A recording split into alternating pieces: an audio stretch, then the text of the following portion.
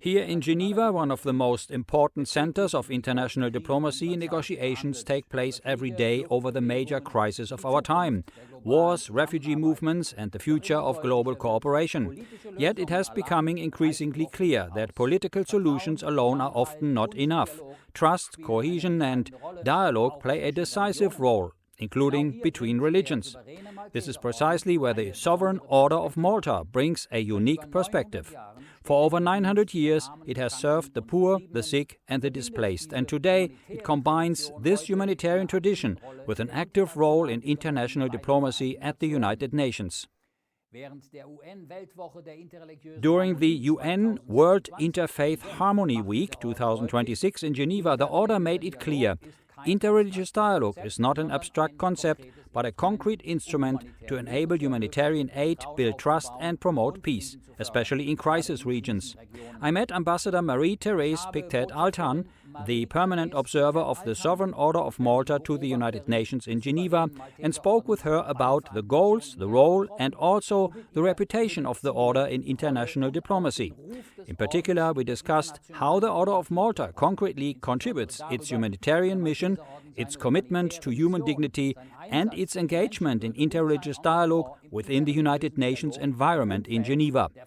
This is Geneva, this is EWTN, and this is our report from Geneva. Good day.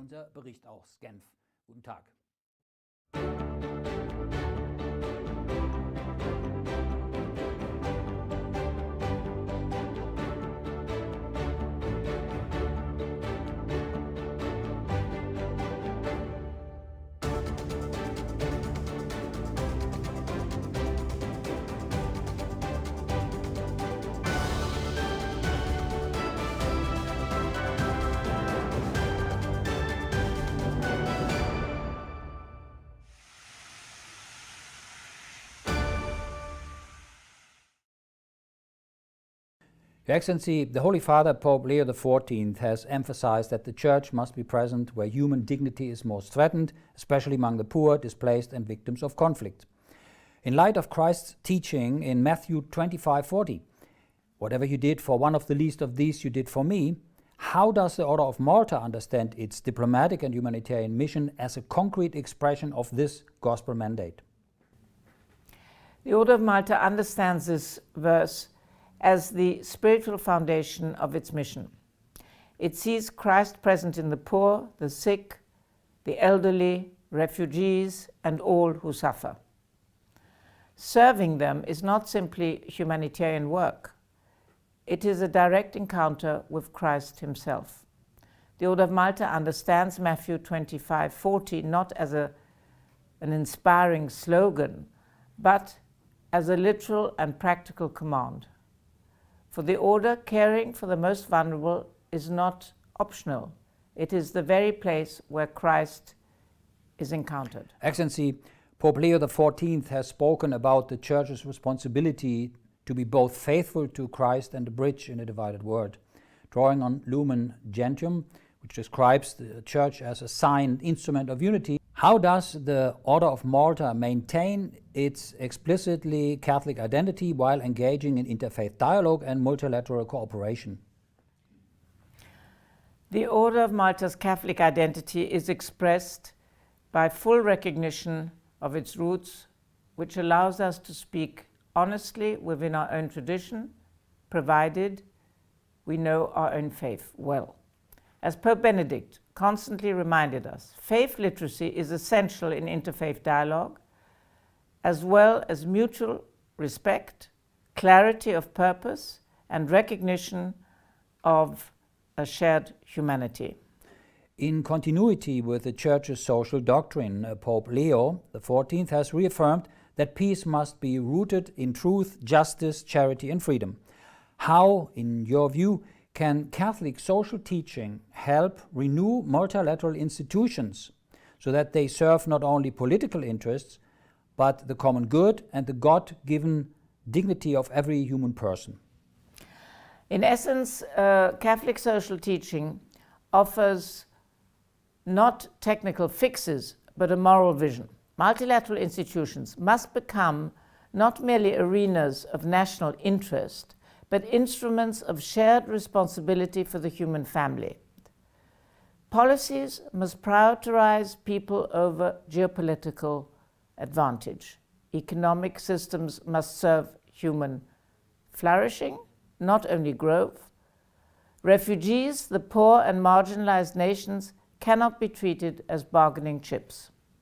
As an Augustinian, Pope Leo XIV has emphasized that the Church's external works must flow from an interior life rooted in Christ.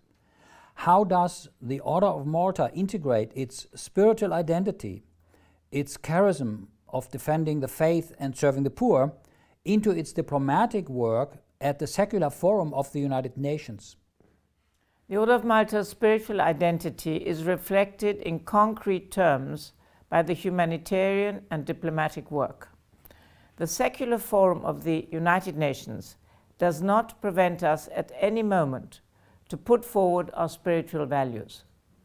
Although we participate in a secular forum, the Order does not deny its faith. Rather, it translates its spiritual convictions into a language of human dignity, humanitarian protection, and international responsibility. For the Order of Malta, interreligious dialogue is not an end in itself. It is a concrete instrument for building trust, especially where societies are divided and humanitarian aid is only possible through cooperation. From this practical experience comes the understanding that it is about more than dialogue. It is about lived fraternity. The Order of Malta experiences daily that people must act together across religious and cultural boundaries in order to alleviate suffering and protect lives. Ambassador Piktet Altan emphasizes that faith obliges us to recognize the dignity of every individual as part of a shared human family. How does the Order of Malta concretely translate this theological principle, rooted in the belief that every person is created in the image of God, into its humanitarian operations, particularly in conflict zones and areas of displacement? The Order of Malta's humanitarian operations are basically rooted in its fundamental principle based on no discrimination whatsoever, be it race, gender, religion, or origin. Therefore, our assistance is always in adequation with the basic needs of the people we serve. This applies to all circumstances, such as conflict zones or natural disasters. The charism of the Order of Malta is to defend the faith and serve the poor and the suffering. How does the Order ensure that its spiritual identity is not only preserved but actively expressed through its medical, humanitarian and diplomatic work, especially in multilateral settings such as the United Nations? In our medical and humanitarian work, we respect the faith and dignity of each person.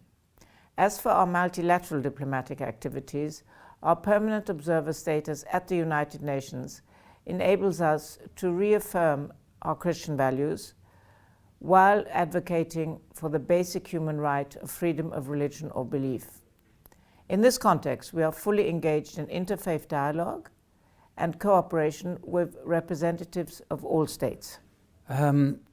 You highlighted the Order of Malta's work in countries like Lebanon, where humanitarian care brings together people across religious divides. Based on this experience, what specific role can the Order play in strengthening interfaith trust and cooperation as a practical foundation for peace and stability? In crisis situations, local actors, faith actors, are often the first responders. In this context, we encourage cooperation across communities of different faiths so as to create resilience that will help overcome divisions and ensure that no one is left behind. Furthermore, we participate in the work of the International Freedom of Religion or Belief Alliance, the Interparliamentary Union, and I act as an honorary president of Religions for Belief International. Ambassador, with its 900-year mission and global diplomatic presence, is the Order of Malta, from your point of view, able to do enough today? not only to deliver aid, but to provide moral leadership and push the international community to defend human dignity. And are they political or institutional roadblocks limiting what you can do? One institution can never be enough, obviously, can never do enough. Our multilateral diplomacy enables us to share our fundamental values with numerous partners. At the Human Rights Council, for example, we strongly defend the dignity of every person and seek support in our endeavors within the international community. However, it is obvious that when there is a conflict crisis in a certain country, access for humanitarians is not always possible. Access is blocked by military groups, can be blocked even by state authorities, etc. So there it's very difficult. You have to engage in dialogue with all parties so as to ensure access to victims of conflict or violence. We have a permanent observer status at the United Nations, which does not allow us to vote, but we are able to participate in all the discussions and debates that lead to the adoption of resolutions. So we can bring our voice to the table. What this conversation shows goes beyond classical humanitarian aid. For the Order of Malta, service to the poor, the sick and the displaced is not just a task. It is an expression of deep faith that sees Christ himself present in every suffering person. Especially in a world marked by conflict, displacement and growing polarization, it becomes clear how important trust, dialogue and concrete cooperation are.